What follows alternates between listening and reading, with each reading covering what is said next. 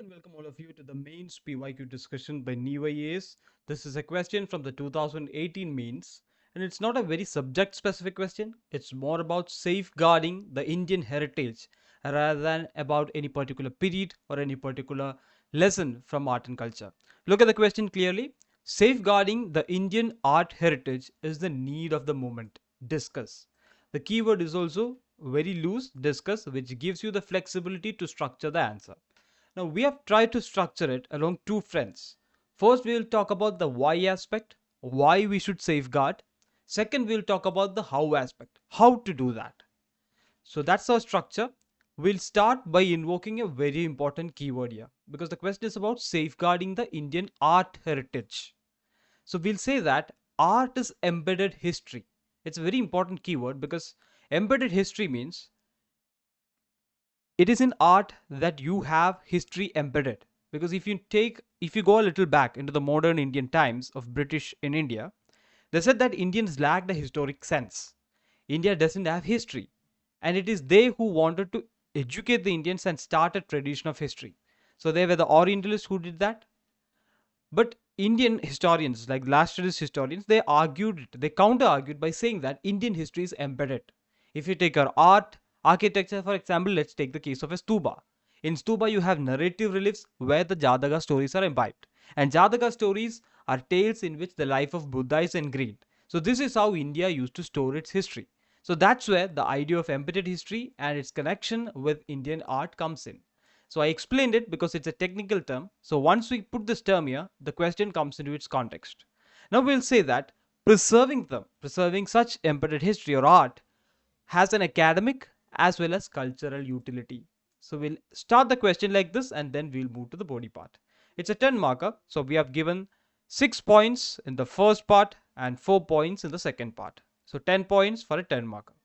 The first point is natural depreciation, which is safeguarded because it has natural depreciation. Let's take the case of the Ajanta caves. It was constructed in 1st century BC, and you have paintings of fresco paintings in Ajanta caves. So they have used natural paints for that. So these things are subjected to natural depreciation. So that's why we have to safeguard them in the first place. Second, there is depreciation due to neglect as well. If you take the case of Hampi, for example, Hampi was a forbidden city, and it took a European historian to explore Hampi and the great Vijayanagar Empire because nobody knew it.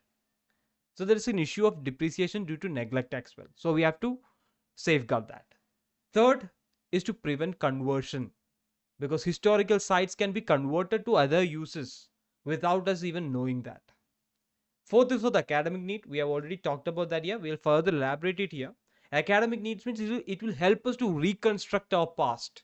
And reconstructing our past will help us to live our future in a better way and to understand the present and to put the present in its context. For example, we study about world wars to avoid a war in the future or to understand patterns of how war is going to get created in the present. So that's the academic side of it. And the fifth reason is the cultural reason. Here we can connect it with something that is relevant, which is the Panchapran or principles of Amatkal.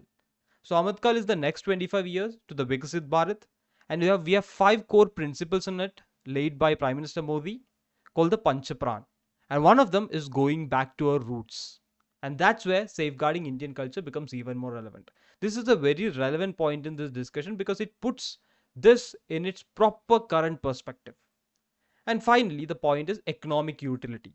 Once we safeguard this can be used for economic utility as well. For example, schemes like Dekho Apna Desh or the tourism circuit scheme, where we can take visitors to these places for economic utility and we can develop a service economy around that as well.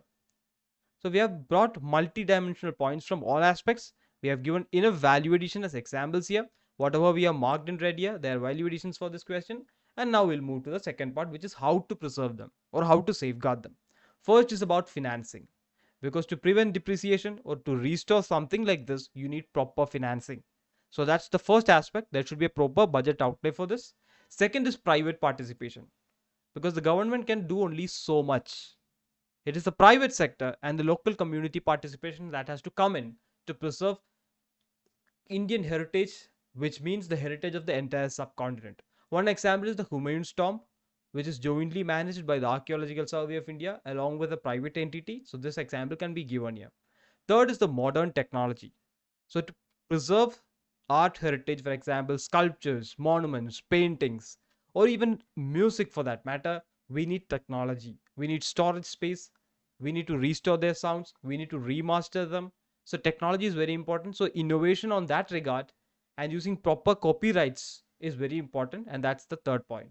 Finally, it's about legal framework. Having a legal framework to safeguard them. It includes having a legal framework to bring back items belonging to India that has been transported out of India, like the Kohinoor diamond, for example, or many artifacts in the British Museum, for example. So, having a proper legal framework to include all of them, or to have this umbrella term safeguarding the Indian heritage, is very important.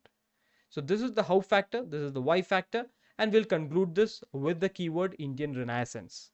So, the question here is need of the moment. Why is it the need of the moment? It is because an Indian Renaissance is happening.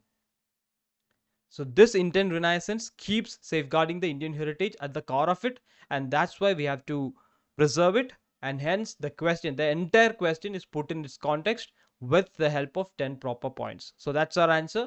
Thank you for listening.